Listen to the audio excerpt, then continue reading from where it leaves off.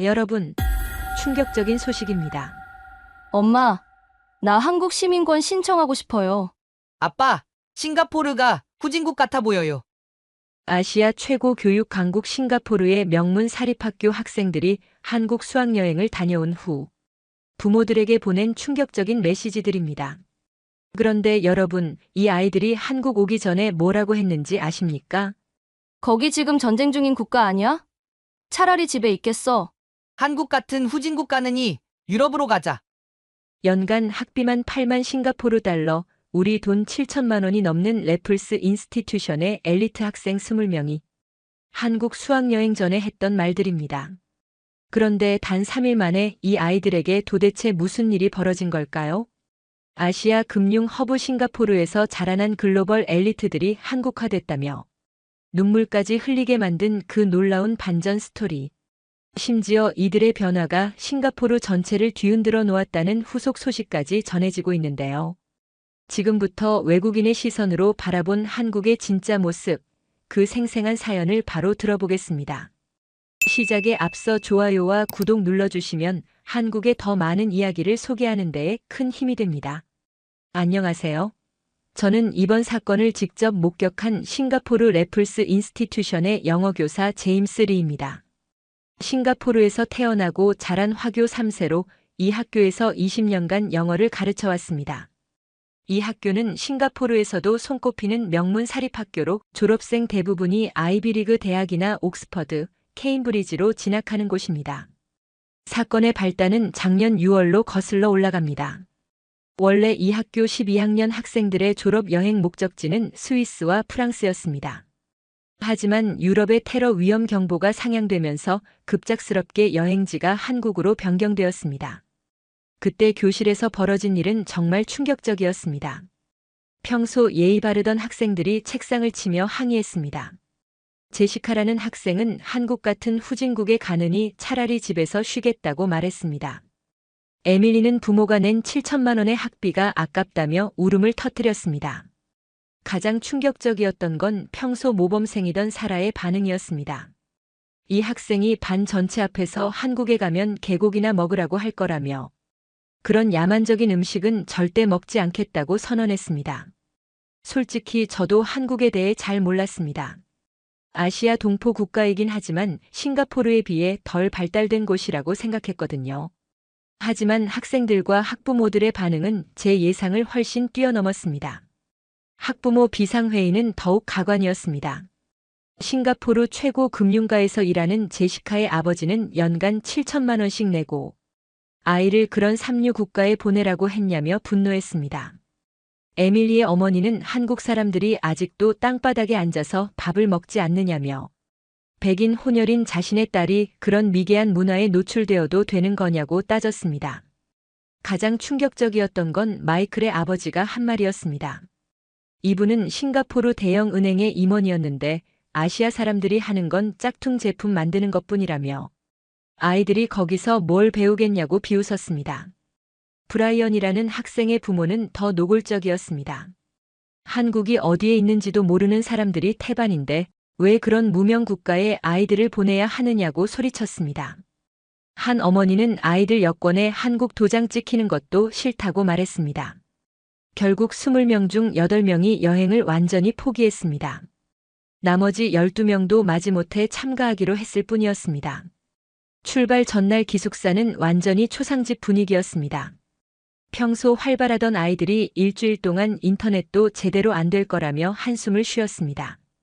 한 학생은 온라인으로 아시아 음식 해독제라는 걸 주문하기까지 했습니다. 매운 음식을 먹고 배탈이 날까 봐서였습니다. 공항에서 배웅하는 부모들의 표정도 참담했습니다. 마치 자녀들을 전쟁터에 보내는 것 같았습니다. 한 어머니는 딸에게 휴대용 정수기와 통조림 20개를 챙겨줬습니다. 한국에서는 제대로 된 음식을 못 먹을 거라고 생각해서였습니다. 심지어 한 아버지는 아들에게 비상용 의약품과 설사약을 가득 챙겨주면서 절대 생수 외에는 마시지 말라고 당부했습니다. 또 다른 어머니는 딸에게 현지 음식은 절대 먹지 말고 호텔에서만 지내라고 신신당부했습니다.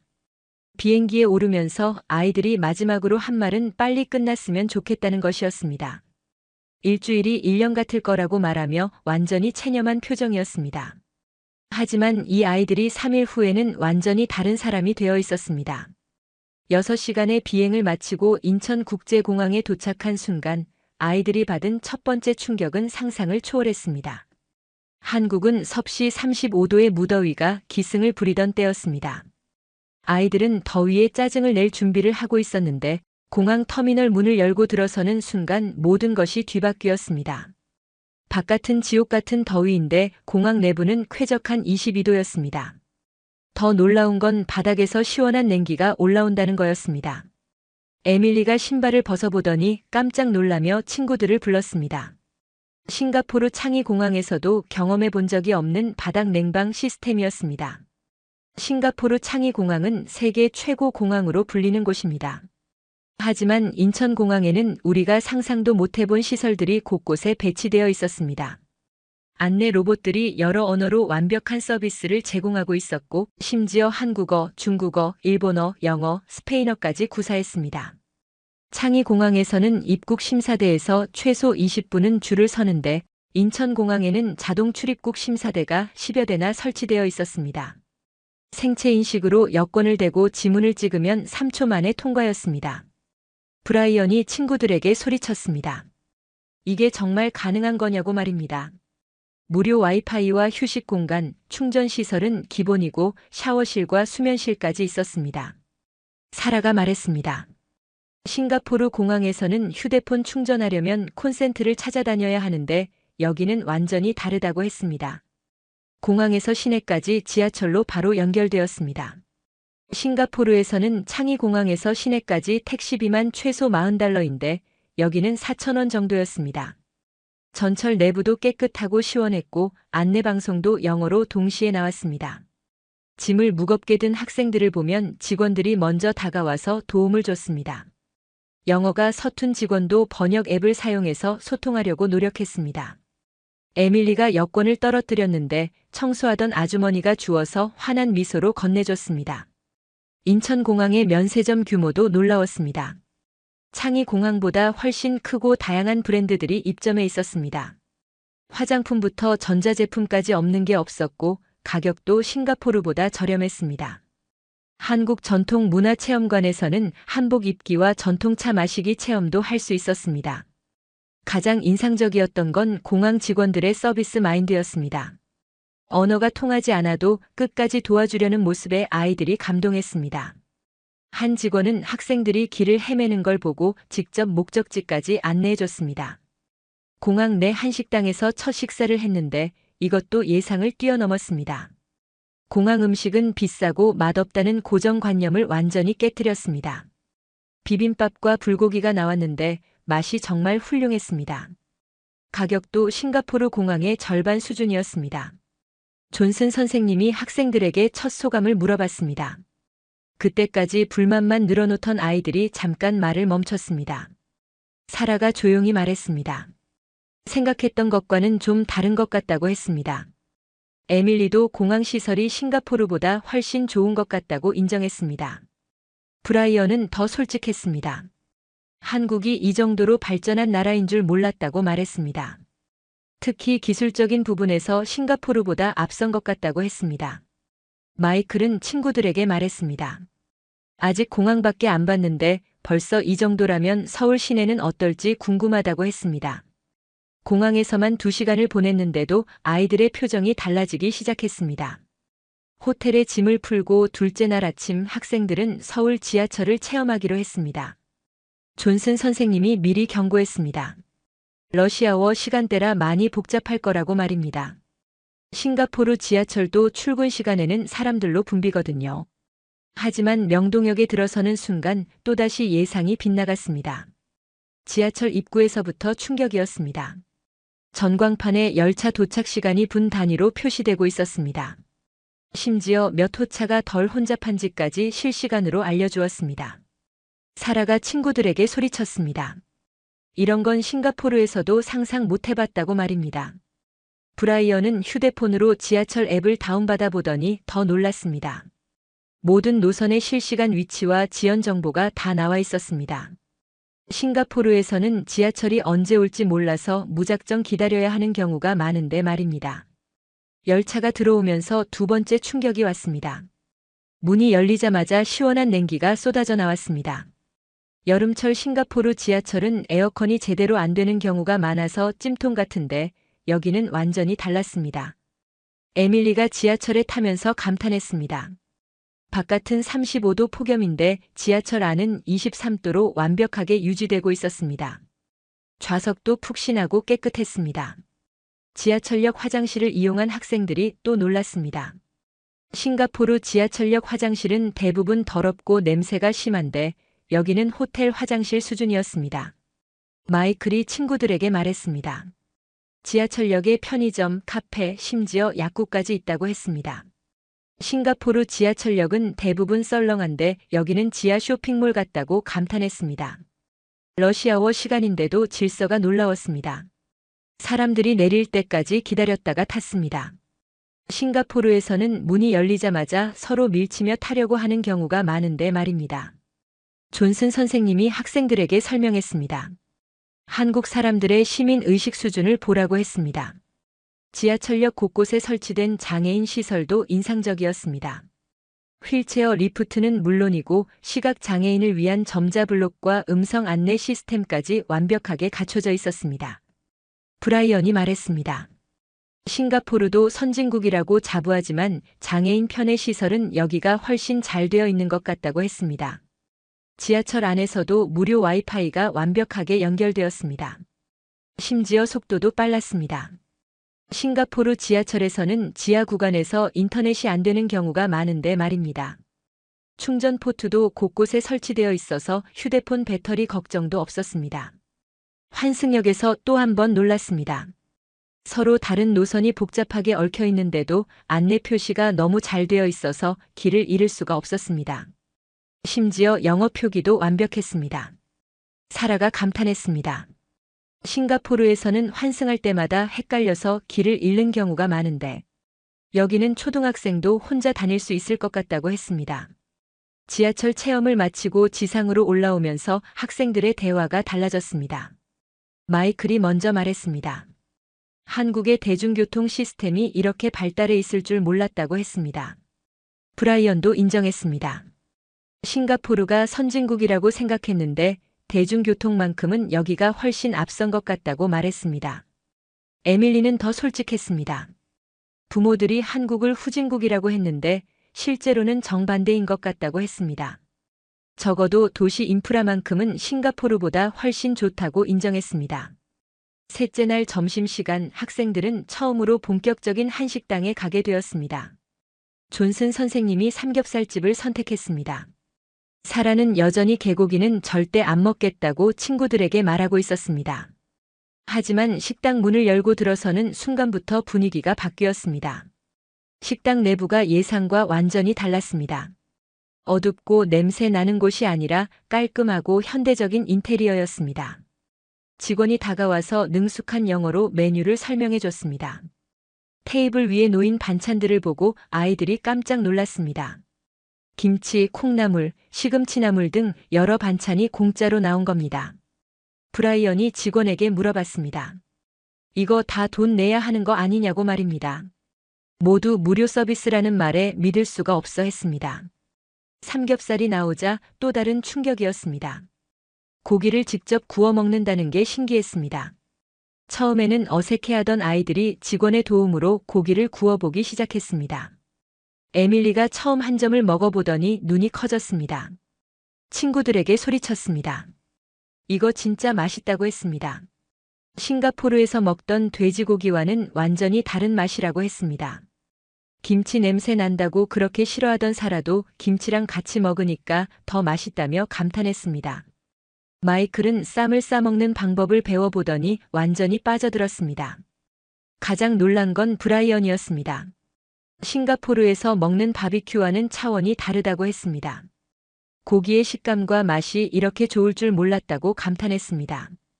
된장찌개도 처음 먹어보는 맛이라며 신기해했습니다. 에밀리는 이런 스프는 싱가포르에서 먹어본 적이 없다고 말했습니다. 깊고 진한 맛에 완전히 매료되었습니다. 밥도 윤기가 나고 찰기가 있어서 싱가포르 쌀과는 확실히 달랐습니다. 식사를 마치고 계산할 때 또 놀랐습니다.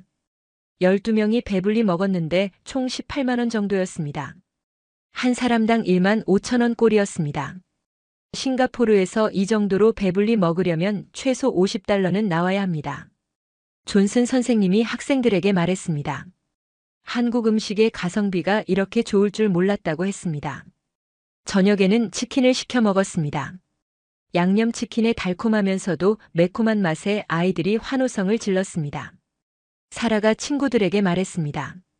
싱가포르 치킨은 너무 단조로운데 여기 치킨은 맛의 층차가 다르다고 했습니다. 무료로 제공되는 치킨무와 피클도 놀라웠습니다. 밤늦게 편의점에서 산 신라면도 끓여 먹어봤습니다.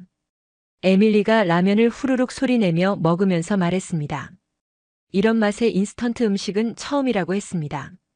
매콤하면서도 깊은 맛이 난다고 감탄했습니다.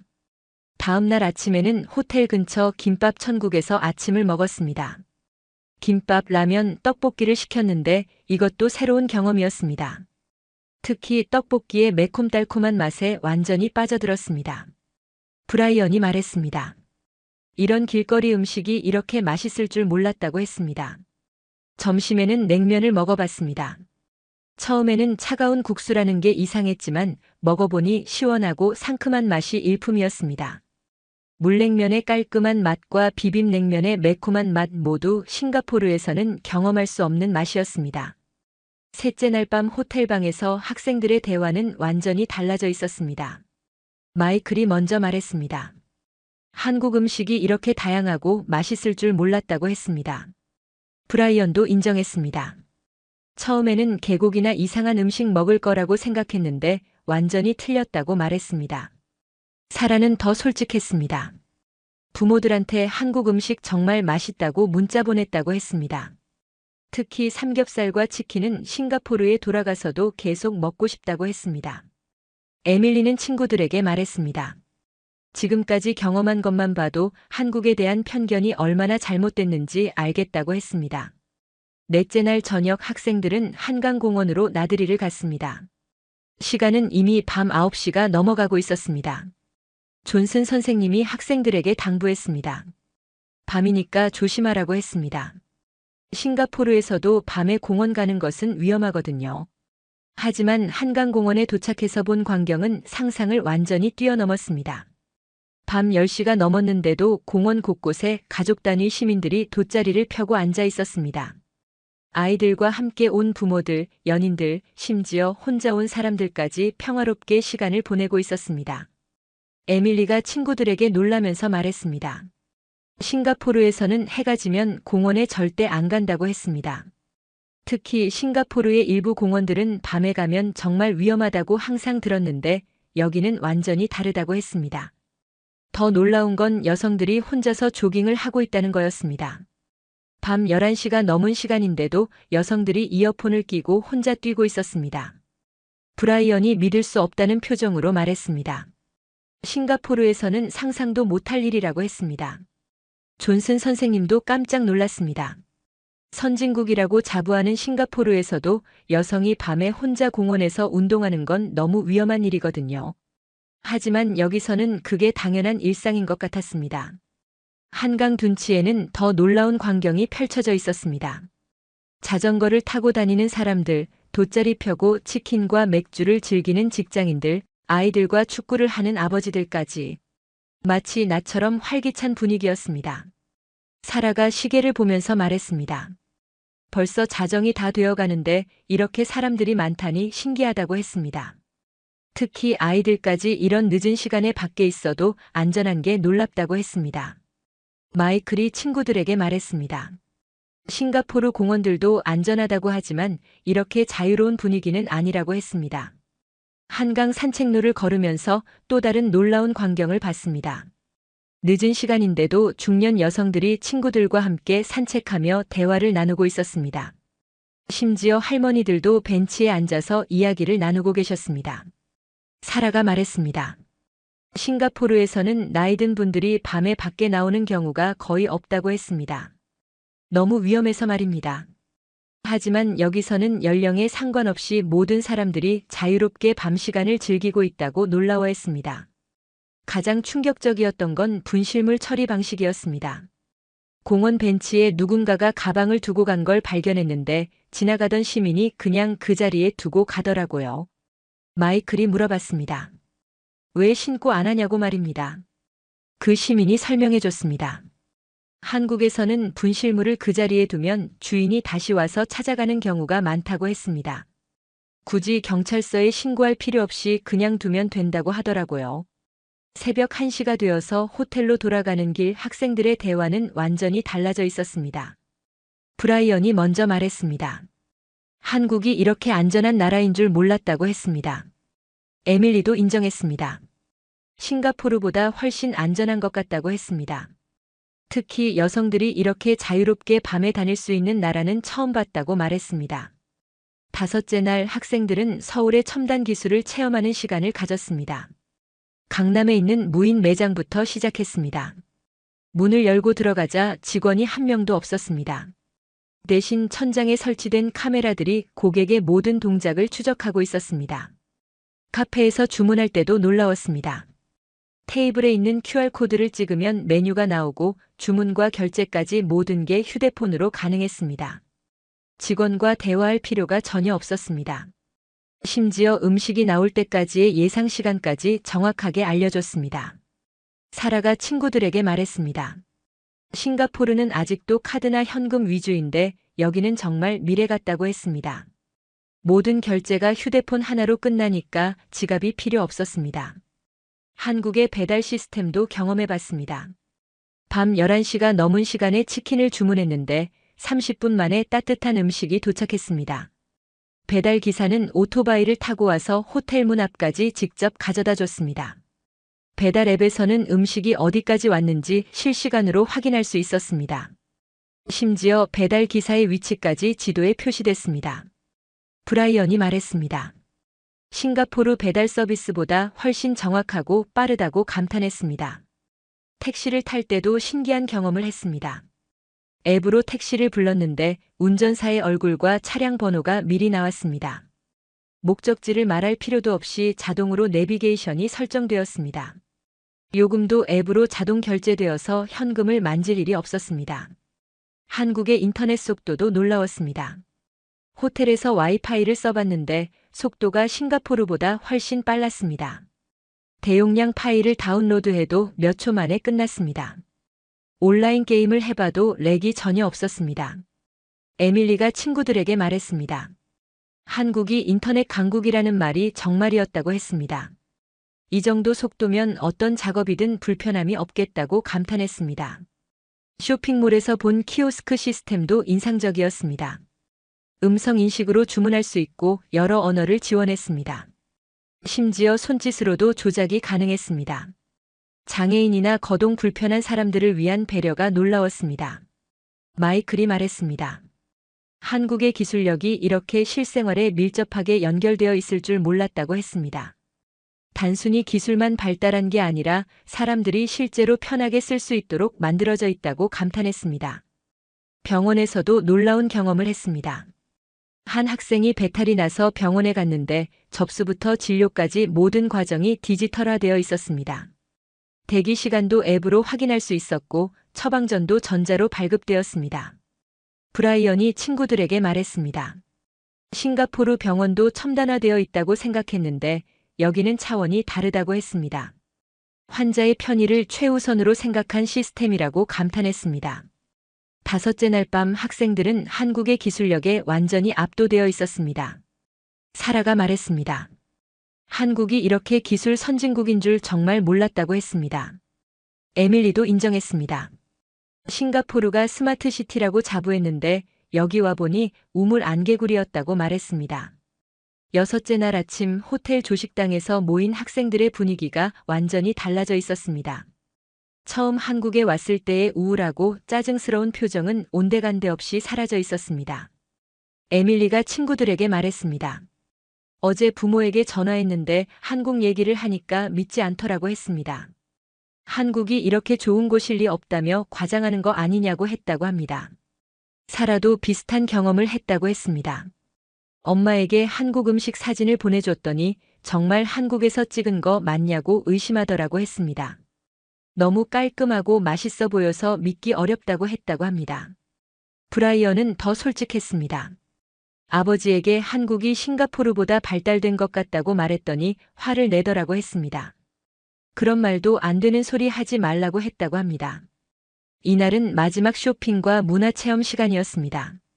명동과 강남을 돌아다니며 기념품을 사기로 했습니다. 그런데 쇼핑을 하면서도 새로운 발견이 계속되었습니다. 화장품 매장에서 받은 서비스가 놀라웠습니다. 직원이 제품 하나하나를 자세히 설명해주고 심지어 피부 타입까지 분석해서 맞는 제품을 추천해줬습니다. 싱가포르에서는 이런 세심한 서비스를 받기 어렵다고 학생들이 감탄했습니다. 전자제품 매장에서도 깜짝 놀랐습니다. 최신 스마트폰들이 싱가포르보다 더 저렴한 가격에 판매되고 있었습니다. 심지어 싱가포르에서는 아직 출시되지 않은 모델들까지 있었습니다. 마이클이 말했습니다. 한국이 전자제품 강국이라는 게 정말이었다고 했습니다. 기술력뿐만 아니라 가격 경쟁력까지 갖추고 있다고 감탄했습니다. 점심시간에는 분식집에서 떡볶이와 순대를 먹어봤습니다. 매콤달콤한 떡볶이 맛에 완전히 빠져들었습니다. 사라가 친구들에게 말했습니다. 싱가포르 길거리 음식은 종류가 제한적인데 여기는 정말 다양하고 맛도 좋다고 했습니다. 오후에는 카페에서 휴식을 취했습니다. 한국의 카페 문화도 새로운 발견이었습니다. 브라이언이 말했습니다. 싱가포르 카페는 대부분 체인점이라 비슷비슷한데 여기는 개성 있는 카페들이 많다고 했습니다. 저녁에는 노래방을 한 번 더 가봤습니다. 이번에는 최신 K-팝 노래들을 불러봤는데 생각보다 재미있었습니다. 에밀리가 말했습니다. 처음에는 K-팝을 무시했는데 직접 불러보니까 중독성이 있다고 했습니다. 마이클은 더 솔직했습니다. 한국 노래들이 생각보다 멜로디가 좋다고 했습니다. 가사는 몰라도 따라 부르고 싶어진다고 감탄했습니다. 그날 밤 호텔 로비에서 마지막 모임을 가졌습니다. 존슨 선생님이 학생들에게 물어봤습니다. 일주일간의 한국 체험이 어땠냐고 말입니다. 에밀리가 먼저 대답했습니다. 솔직히 처음에는 정말 오기 싫었다고 했습니다.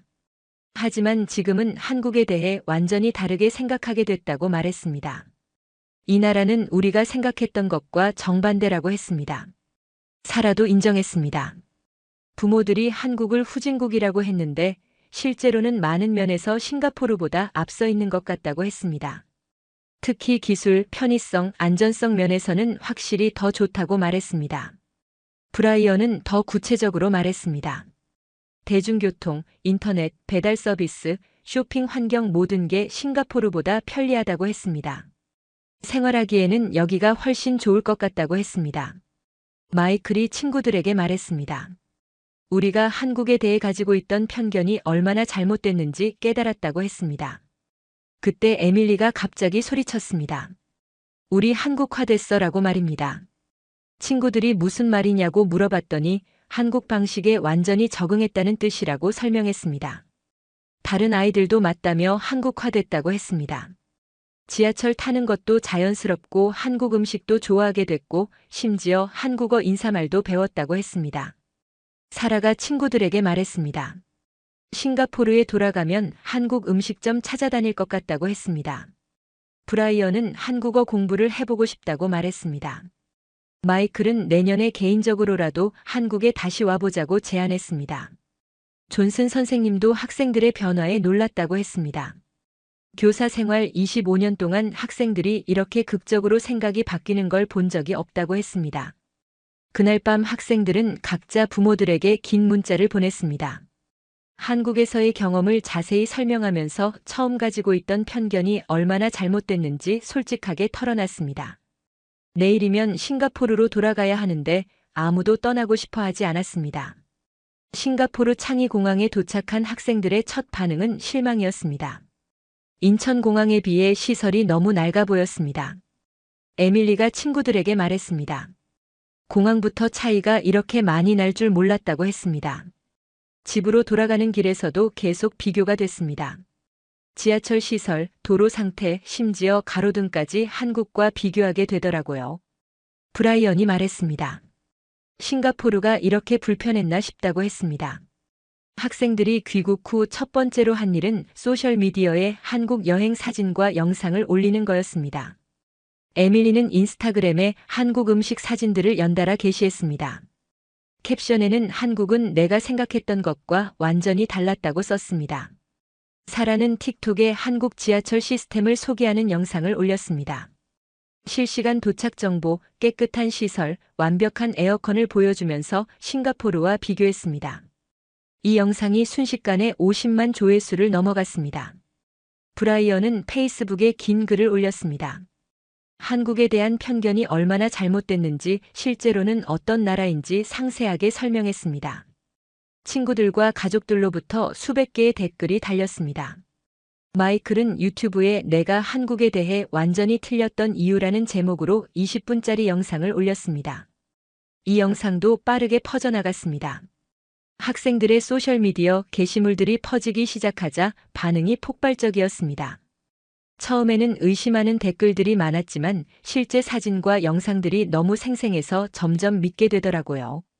가장 큰 파장은 학부모들 사이에서 일어났습니다. 제시카 어머니가 딸의 인스타그램을 보고 나서 친구들에게 말했습니다. 한국이 정말 이런 곳이라면 자신의 편견이 완전히 틀렸다고 했습니다. 심지어 남편과 함께 한국 여행을 계획해보고 싶다고 말했습니다. 에밀리 어머니는 딸이 보내온 한국 음식 사진들을 보고 나서 싱가포르의 한국 음식점을 찾아가 봤다고 했습니다. 실제로 먹어보니까 정말 맛있더라고 인정했습니다. 마이클 아버지는 아들의 유튜브 영상을 보고 나서 완전히 생각이 바뀌었다고 했습니다. 한국의 기술력과 인프라 수준이 이렇게 높을 줄 몰랐다고 반성했습니다. 학교에서도 큰 변화가 일어났습니다. 다른 학생들이 한국 여행을 다녀온 친구들을 부러워하기 시작했습니다. 존슨 선생님은 교장 선생님에게 이번 한국 여행이 학생들에게 미친 긍정적 영향에 대해 보고했습니다. 학생들 자신의 변화는 더 놀라웠습니다. 에밀리는 한국어 학원에 등록했습니다. 심지어 한국 대학 진학도 고려해보고 있다고 말했습니다. 사라는 한국 음식에 완전히 빠져들어서 싱가포르의 모든 한국 음식점을 찾아다니며 리뷰를 썼습니다. 브라이언은 K-팝에 빠졌습니다. 한국에서 들었던 노래들을 계속 들으며 K-팝 댄스도 배우기 시작했습니다. 마이클은 한국의 정보기술 기업들을 조사하기 시작했고 대학 전공도 한국 관련 분야로 바꿀 생각이라고 했습니다. 한 달 후 학교에서는 놀라운 결정을 내렸습니다. 내년 졸업 여행지로 다시 한국을 선정한 겁니다. 이번에는 더 많은 학생들이 참가 신청을 했습니다. 심지어 다른 학년 학생들까지 한국 여행에 관심을 보이기 시작했습니다. 부모들의 변화는 더 급격했습니다. 처음에 한국을 후진국이라고 무시했던 부모들이 이제는 한국 여행을 계획하고 있었습니다. 에밀리 어머니는 딸과 함께 싱가포르 코리아타운을 자주 방문하게 됐고 한국 드라마도 보기 시작했습니다. 지역 커뮤니티에서도 변화가 일어났습니다. 학생들의 소셜미디어 게시물들이 퍼지면서 싱가포르 전체의 한국에 대한 관심이 높아졌습니다. 한국 음식점들의 매출이 늘었고 한국 문화 행사에 참가하는 현지인들도 많아졌습니다. 결국 단 일주일간의 한국 여행이 이들의 인생을 완전히 바꿔놓았습니다. 편견과 무지로 가득했던 시작이 이해와 존중으로 바뀌는 놀라운 변화였습니다. 저 역시 이번 일을 통해 많은 것을 배웠습니다. 한국이 정말 대단한 나라라는 걸 새삼 깨달았고 우리가 얼마나 잘못된 편견을 가지고 있었는지 반성하게 됐습니다. 1년이 지난 지금 그때 한국을 다녀온 학생들은 모두 한국과 깊은 인연을 맺고 있습니다.